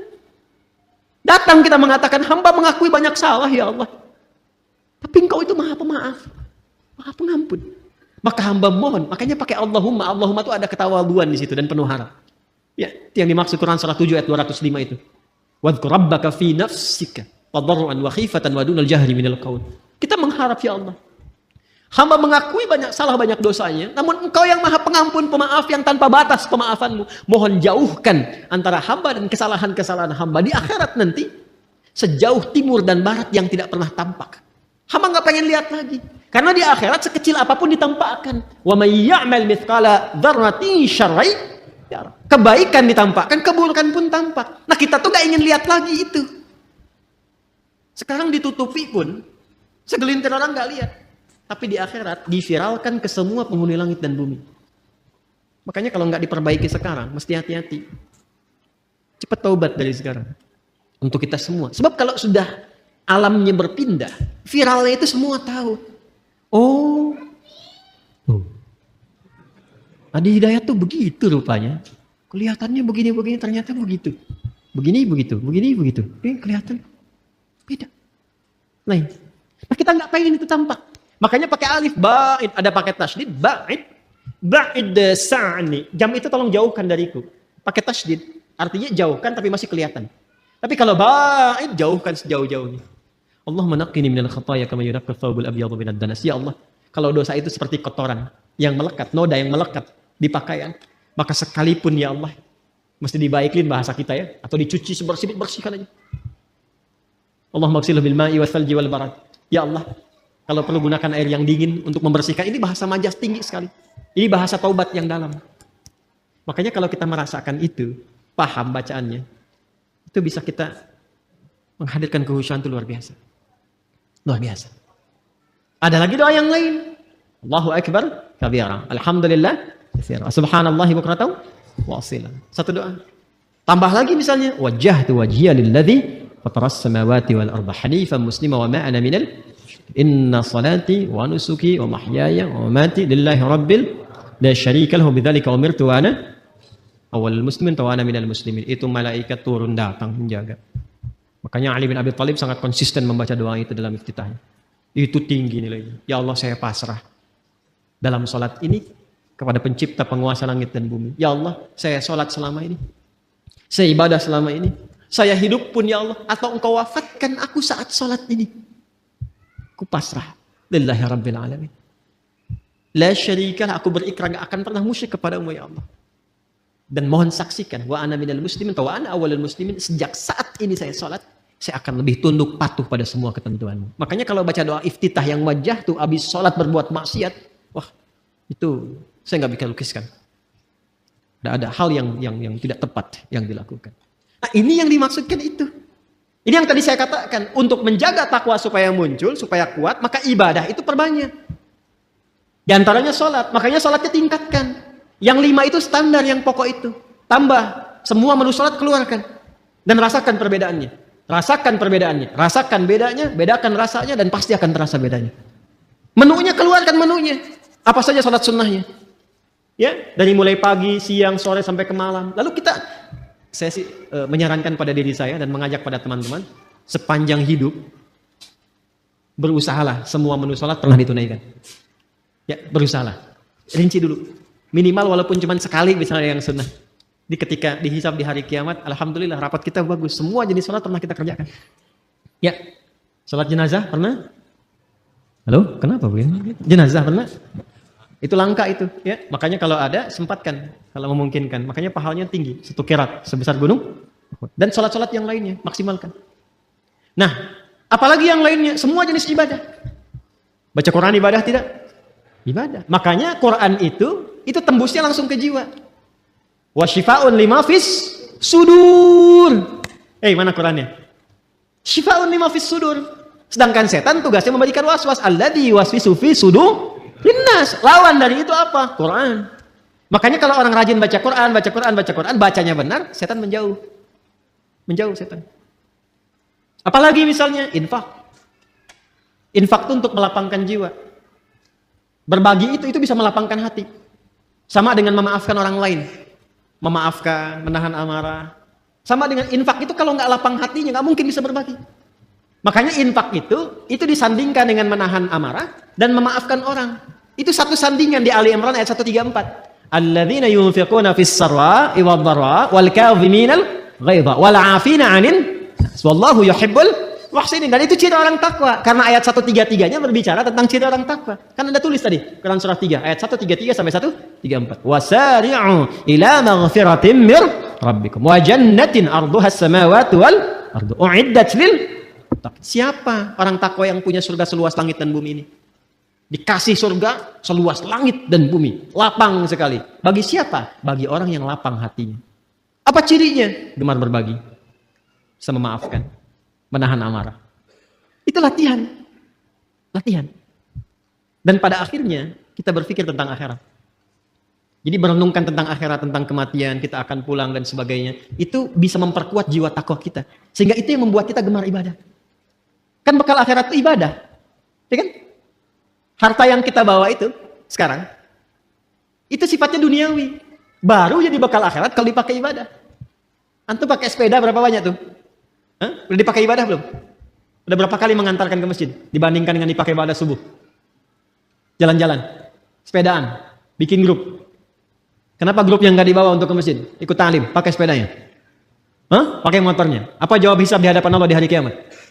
Aku berikan nikmat kepadamu berupa nikmat A yang tidak aku berikan pada hamba yang lain. Dia nggak punya sepeda, jalan dengan kaki dan sendal jepitnya itu ke masjidku. Kamu aku kasih mobil A, mobil B, motor C, sampai sepeda yang paling mahal. Yang di bumi cuma ada satu. Nggak sanggup mengantarkan kau ke masjid. Belum bisa dipakai ibadah. Buka lemari. Lihat semua jenis pakaian yang ada di lemari itu. Udah dipakai ibadah belum? Kelihatannya sederhana. Tapi itu bisa meringankan hisab. Minimal pakai dulu ibadah. Ya, saya mencoba membiasakan begitu. Jadi kalau ada apapun itu, baju, walaupun cuma kaos, pakai, tutup lagi, pakai sholat dulu. Jadi ketika ditanya ya di hidayat, ada nikmatku di hari, ya Allah Engkau maha mengetahui ya Allah. Mulut kan dikunci, bajunya bicara. Dan dia bersaksi, aku pertama kali dipakai ya Allah, sholat, menyembahmu, sujud kepadamu. Wah itu indah tuh, tenang hati kita tuh. Tenang. Nah sekarang, malam ini tinggal kita evaluasi diri. Apakah pancaran-pancaran itu sudah keluar dari ekspresi tubuh kita dari ujung kepala sampai ujung kaki? Itu yang dijaga, dimaksimalkan sampai kita berpulang. Bila kita mampu berlatih itu, yang pertama Allah berikan ke dalam jiwa. Tanda-tanda mendapatkan perubahan itu, tanda-tandanya. Pertama diberikan ketenangan dulu. Ketenangan. Makanya kata sodrun, itu dilekatkan dengan insyirah, syarah. Syarah itu lapang, tenang, nyaman. Nabi ketika mendapatkan ketenangan, turun Quran surah Al-Insyirah. Surah 95 itu kan? 94, 95 At-Tin. Ya. Alam nashrah laka sadrak. Itu kan sadrun. Ya, alam nashrah laka. Bukankah sudah kami lapangkan keadaan jiwamu ya Muhammad sallallahu alaihi wasallam? Makanya bedanya Nabi Muhammad dengan Nabi Musa digambarkan di Quran. Lapang Nabi Muhammad lebih lapang. Nabi Musa itu sebelum berdakwah ke Firaun, doa dulu. Rabbi syrahli sadri. Qala rabbi syrahli. Quran surah apa? Taha. Ayat berapa? 25. Kan? Qala rabbi syrahli sadri. Wa yassir li amri. Wahlul 'uqdatam min lisani yafqahu.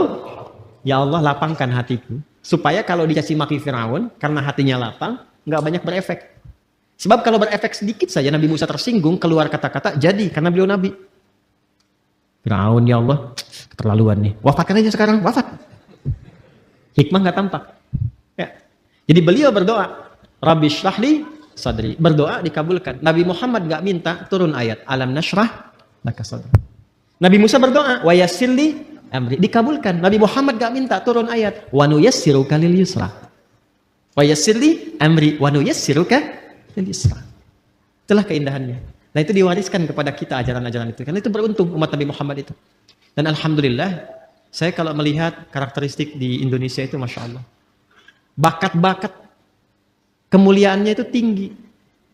Bakat baiknya ada. Tinggal peningkatannya dan penempatannya dengan cara yang benar. Ya, di luar itu hujan besar, banjir, bisa banyak gelisah. Di Jepang itu banjir bisa bunuh diri. Di kita banjir pakai berenang. Hujanan. Nah, jadi sekarang tugasnya kita keluarkan lagi. Sampai pertama hati lapang dulu. Nah, jiwa kalau sudah lapang, kelapangan ini bagian terakhir. Maaf ya, di bagian terakhir. Kelapangan yang diperoleh dari hasil ibadah, itu disebut tuma'ninah namanya. Apa namanya? Ingat, ada sakinah, ada tuma'ninah. Beda. Sakinah itu kelapangan yang diperoleh setelah masalah itu hilang. Sedang ada masalah nih. Tuntas masalahnya. Biasanya kalau masalah selesai, hati lapang kan? Nah, kelapangan hati setelah masalah itu hilang, itu disebut sakinah namanya. Ya. Iya. Ibu berharap sakinah di rumah tangga? Bapak, teman-teman berharap sakinah di rumah tangga? Samara itu kan sakinah, mawadah, dan rahmah. Ingin dapat sakinah? Nah, berarti ingin punya masalah. Nanti setelah hilang itu, ada ketenangan, itulah sakinah. Tumaninah beda. Ketenangan yang diraih lewat proses ibadah. Karena itu dalam sholat, kita kenal ada tumaninah, bukan sakinah. Coba lihat, ada tumaninah dalam ruku ada? Tumaninah dalam sujud ada? Maksudnya apa? Ruku sampai tenang. Ingat, ini kadang, mohon maaf, saya tidak bermaksud menyalahkan. Hanya mungkin kurang lengkap dalam memahami. Ya, hatta tatma'inna raki'an, sampai kamu tenang dalam ruku itu, maksudnya begini, ruku, sampai merasakan ketenangan. Darah mengalir dulu, enak, sudah posisi yang enak, baca doa, doanya teresap dalam jiwa, sudah dapat ketenangan itu, baru bangkit i'tidal. Makanya Nabi itu kadang-kadang rukunya lama. Tapi proporsional, kalau sedang sholat berjamaah. Sangat proporsional. Itu yang dimaksudkan. Latihan-latihan tumakninah itu, yang dilakukan dalam ibadah, itu nanti akan melahirkan ketenangan kepada kolbu. Sifatnya nanti terbawa, kolbunya itu menjadi tenang. Itu yang dimaksud Quran surah 13 ayat 28. Ala bidzikrillahi tatmainnul. Yakinkan pada dirimu, semakin banyak zikirnya, hati menjadi tenang. Dan semua ibadah itu di Quran disebut zikir. Salat disebut zikir, Quran surah ke-20 ayat 14. Wa aqimis sholata lidzikri. Baca Quran disebut zikir karena Qurannya pun zikir. Quran surah 15 Al-Hijr ayat 9. Inna nahnu nazzalna dzikra wa inna lahu lahafidhun. Menghafal Quran disebut zikir. 4 kali disebutkan. Quran surah 54 ayat 17, 22, 32, 40. Walaqad yassarnal Qur'ana lidzikri fahal min mudzakir. Berdoa disebut zikir. Makanya kalau kita sedang berdoa, hati cenderung lebih tenang. Punya masalah, terus kita berdoa. Bukankah setidaknya ada ketenangan dalam jiwa? Karena itu doa disebut zikir. Quran surah 7 ayat 205. Wadhkur rabbaka fi nafsika. Ya, tadarruan wa khifatan wa dunal jahri minal qaul. Ba'da salat kita zikir kan? Subhanallah, alhamdulillah, Allahu akbar, sampai tenang itu. Ya kan? Itu ada di Quran surah 4 ayat 103. Fa idza qadaitumus salata fadhkurullaha qiyaman wa qu'udan wa 'ala junubikum. Itu zikir. Apa manfaat zikir? Ala bi dzikrillah tatmainnul qulub. Kolbunya menjadi tenang. Ketika kolbu tenang, nafas ikut tenang. Karena nafas itu ada dalam kolbu. Maka sifat nafasnya akan berubah. Latihannya tumakninah. Ketika sering tumakninah, maka sifat tumakninah akan melekat kepada nafas. Maka berubahlah sifat nafas menjadi mutmainnah. Kalau ini dijaga sampai meninggal, sampai pulang, itu panggilannya tinggi di sisi Allah. Dihargai betul kita. Dan dipanggil ketenangan jiwa itu. Maka turunlah Quran surah ke-89 ayat 27 sampai 30 itu. Ya ayyatuhan nafsul mutmainnah. Irji'i ila rabbiki radiyatan mardiyah. Fadkhuli fi ibadi wadkhuli jannati. Jannah di situ mau yang mana? Kata Allah, jadi bagian hambaku masuk surgaku. Nah, surga yang kita harapkan itu, yang dipanggil oleh Allah, ditampakkan. Kan di hari kiamat tuh, bukan sekedar hari kiamat, saat sakaratul maut itu ada yang ditampakkan oleh Allah. Makanya Sayyidah Asyah radhiyallahu ta'ala anha, ya kan? Rahimahullah, istrinya Firaun. Itu kan di akhir sakaratul mautnya. Saat beliau diancam siksa oleh Firaun itu.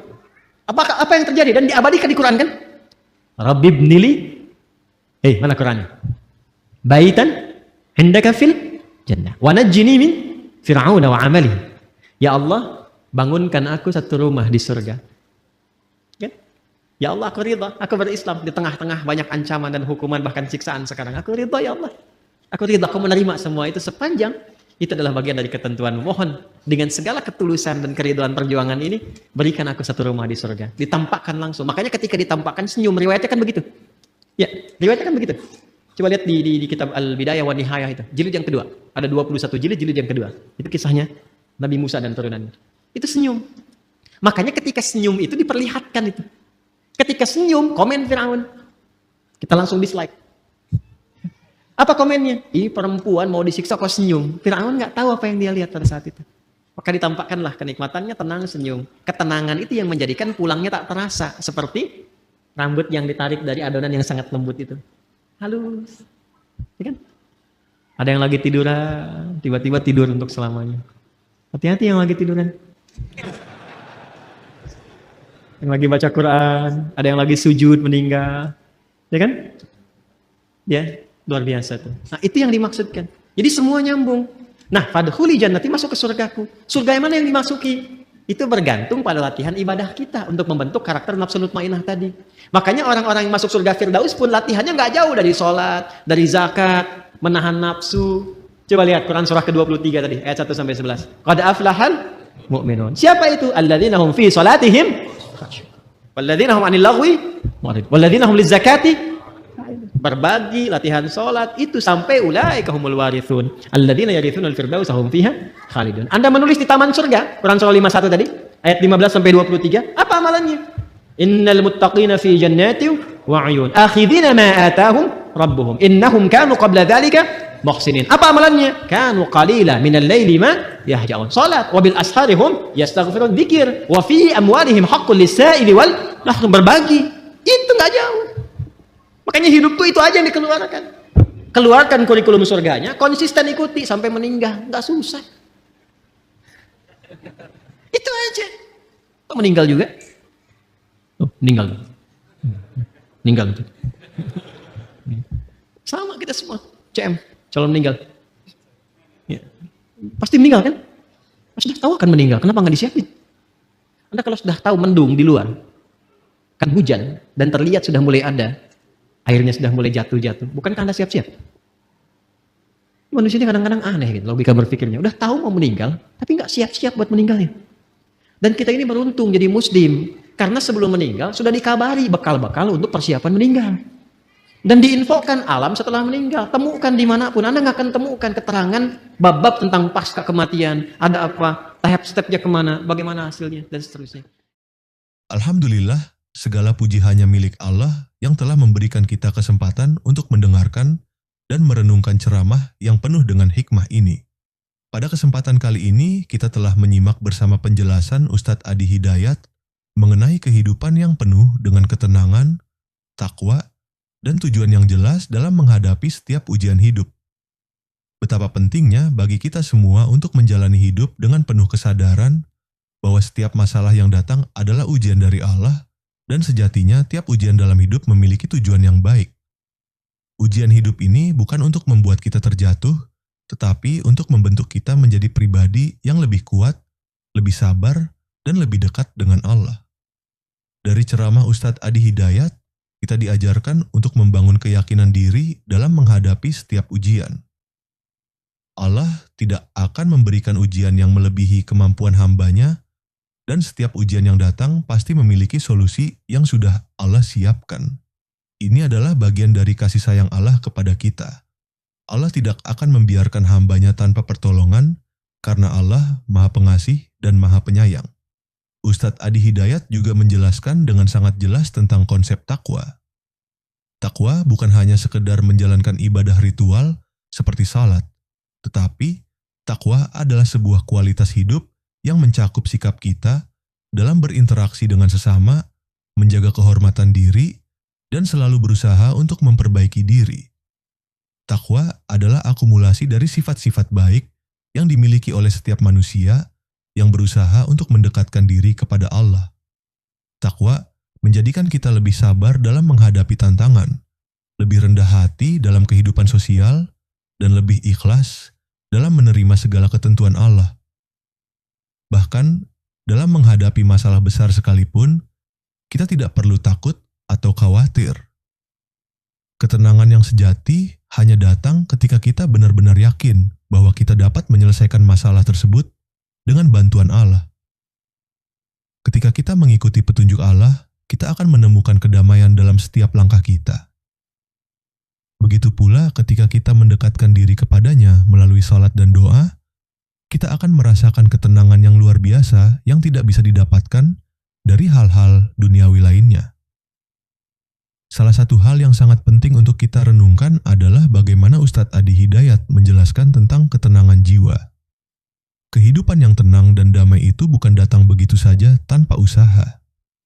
Ketenangan datang ketika kita menerima kenyataan hidup dan selalu berusaha untuk kembali kepada Allah, berdoa, dan memohon petunjuknya. Setiap ujian yang datang bukan untuk membuat kita terpuruk, tetapi untuk mengingatkan kita agar semakin mendekatkan diri kepada Allah. Ketika kita menghadapi ujian, seringkali kita merasa cemas dan khawatir tentang masa depan kita. Namun, Ustadz Adi Hidayat mengingatkan kita bahwa kita harus selalu yakin bahwa setiap masalah pasti ada solusinya. Allah tidak pernah memberikan ujian lebih dari yang bisa kita tanggung. Dengan keyakinan ini, kita dapat lebih mudah menjalani hidup dengan tenang dan tidak terjebak dalam kegelisahan. Melalui ceramah ini, kita juga belajar bahwa hidup ini bukan hanya tentang mengejar materi dan kesenangan duniawi, tetapi tentang bagaimana kita bisa memperbaiki diri dan menjalankan misi hidup kita di bumi ini sesuai dengan petunjuk Allah. Ustadz Adi Hidayat menjelaskan bahwa kita diutus ke dunia ini untuk memakmurkan bumi dan melaksanakan ibadah dengan penuh keikhlasan. Setiap tugas yang kita emban di dunia ini adalah bagian dari ibadah kita kepada Allah. Bahkan, pekerjaan sehari-hari yang kita lakukan, jika niat kita benar dan sesuai dengan petunjuk Allah, bisa menjadi ladang pahala. Penting untuk diingat bahwa konsep hidup yang tenang ini datang dari pemahaman yang mendalam tentang takwa. Takwa yang sejati adalah takwa yang mendalam dalam jiwa kita, yang tercermin dalam setiap tindakan dan keputusan yang kita buat. Ketika kita memiliki takwa yang kuat, kita akan menjalani hidup ini dengan penuh rasa syukur, sabar, dan optimis. Bahkan ketika dunia terasa penuh dengan masalah, kita tetap harus yakin bahwa Allah selalu ada bersama kita. Dengan keyakinan ini, kita akan lebih mudah menjalani kehidupan dengan senyuman dan penuh harapan. Setiap kesulitan yang datang akan terasa ringan jika kita menghadapi dengan hati yang penuh dengan ketenangan dan keyakinan pada Allah. Jika kamu merasa bahwa ceramah ini memberikan manfaat dan membuka hati kita untuk lebih memahami makna kehidupan yang penuh dengan ketenangan dan takwa, mari kita sebarkan kebaikan ini kepada orang lain. Like, share, dan subscribe channel ini agar lebih banyak orang yang bisa mendapatkan manfaat yang sama. Jangan lupa juga untuk mendoakan Ustadz Adi Hidayat. Semoga beliau selalu diberi kesehatan, kekuatan, dan keberkahan dalam setiap langkah dakwahnya. Tulis doa terbaik Anda untuk Ustadz Adi Hidayat di kolom komentar. Karena setiap doa yang kita panjatkan untuk orang lain akan kembali kepada kita dengan kebaikan dan pahala. Semoga Allah memberikan rahmatnya kepada kita semua dan menjadikan hidup kita penuh dengan ketenangan, kebahagiaan, dan keberkahan. Terima kasih telah menyaksikan video ini hingga akhir. Semoga kita semua bisa terus meningkatkan kualitas ibadah dan takwa kita kepada Allah, serta menjadikan hidup ini sebagai sarana untuk mendekatkan diri kepadanya. Wassalamualaikum warahmatullahi wabarakatuh.